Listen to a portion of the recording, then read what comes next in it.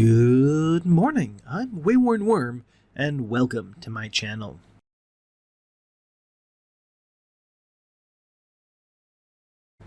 Over on my Twitch, linked in the description down below, I am playing through an old Star Wars SAGA Edition campaign called Dawn of Defiance.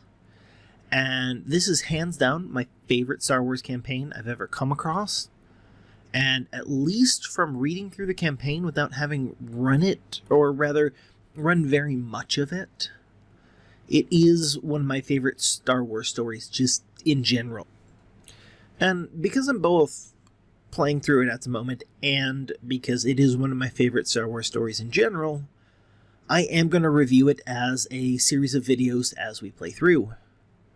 I'm going to go through the 10 adventures set up as episodes, one by one, soon after we finish that episode, and then at the end, for the final video in this series, I will do a review of the campaign as a whole. Now, I'm not going to do much of a review of Star Wars SAGA Edition in general.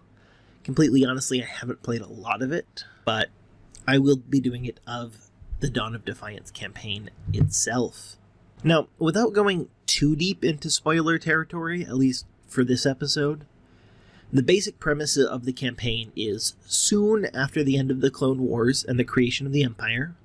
In my particular series of this, we start 6 months after those events. A group of travelers are by chance thrust into saving a member of the Alderaanian security force on a mission key to Bail Organa's nascent rebellion. At the midpoint of the first adventure, they meet the Senator and start working for one of the 3 groups that would eventually form the Rebel Alliance shortly before the events of the movie Rogue One.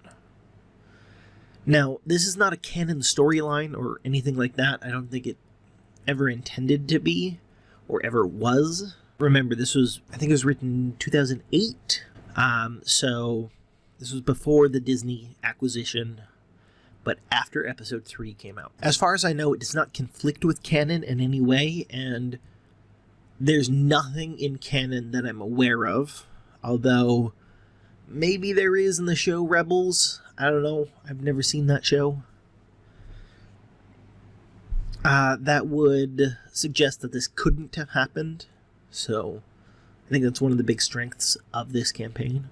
The Star Wars SAGA Edition, which is the rule set this campaign uses, was produced by Wizards of the Coast from 2007 until 2010, and was the 3rd edition of the Star Wars role-playing game that Wizards put out. After that, the Star Wars license passed to Fantasy Flight Games in 2011, who recently, a few days before I wrote this, about a week before I recorded it, and about a week to a week and a half before this went up, that they recently announced that the RPG section of their company was winding down, with the goal in a few years of not doing anymore.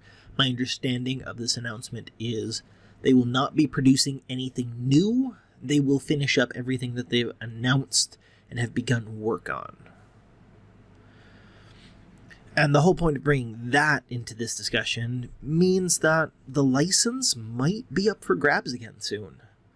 So Star Wars might possibly become a Wizards of the Coast property again. That'd be interesting. Christopher Perkins has first credits on the rulebook as one of the 3 people listed as SAGA Edition designers.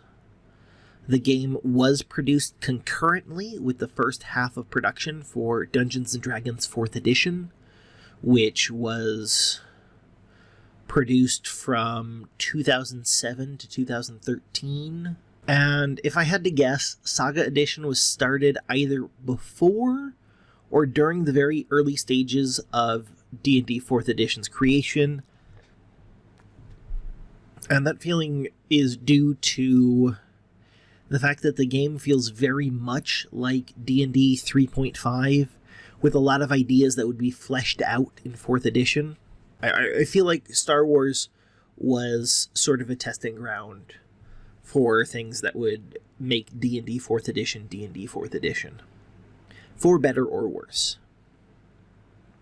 Now, as far as I can tell, this system is out of print, and it has been most likely out of print since 2010 when the license passed on to Fantasy Flight. Amazon has copies of the core rulebook for around $100.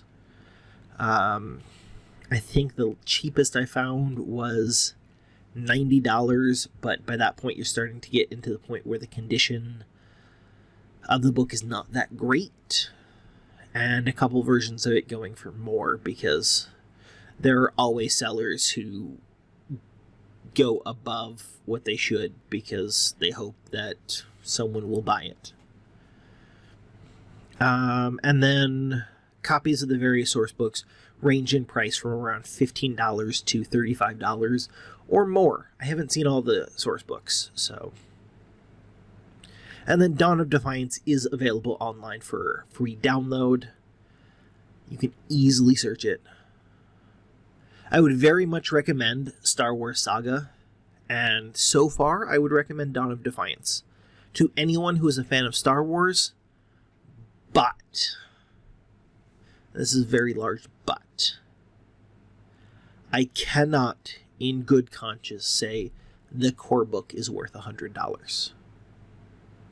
I'd recommend finding it somewhere else other than Amazon.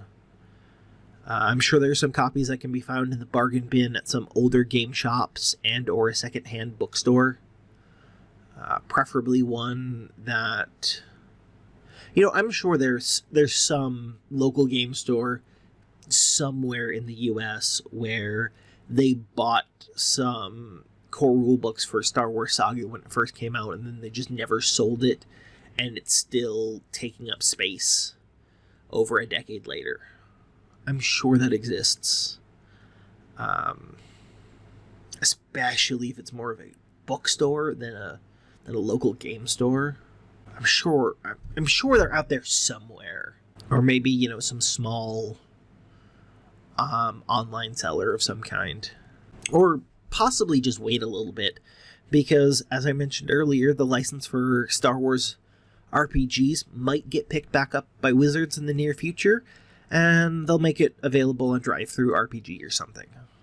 Without further ado, I will direct you to my review of Star Wars Dawn of Defiance Episode 1, The Traitor's Gambit, which should be playing next if you are watching this either from the playlist or if you have autoplay on, it will hopefully be the next one. If not, there should be boxes appearing around my face that will lead you there.